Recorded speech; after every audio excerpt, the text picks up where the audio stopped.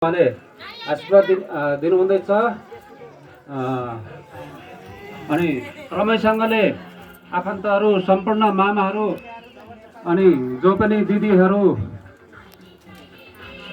जसले पनि आशीर्वाद गर्न सक्नुहुनेछ। अनि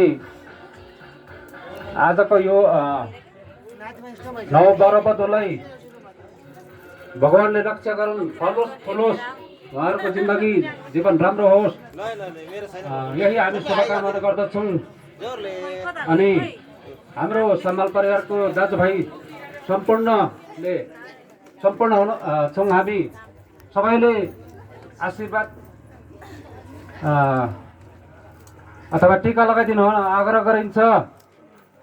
अनि जो पनि हुनुहुन्छ आफन्तहरू, हेतेरी मेतेरी दाजुभाइ जति पनि हुनुहुन्छ आशीर्वाद दिनुहुन अथवा हेरिदिनु हुन आग्रह गरिन्छ। वैवाहिक जीवन भनेको चाहिँ एउटा पवित्र बन्धन अनि शक्तिशाली बन्धन हो। यो बन्धनलाई भगवानले रक्षा गरून् अनि फलोस् फुलोस्, जीवन सुखमय रहोस् भन्ने हामी भगवानसँग प्रार्थना गर्दछौँ।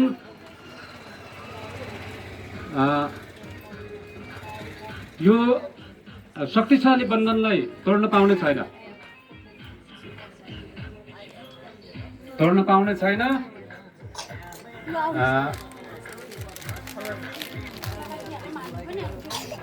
जीवन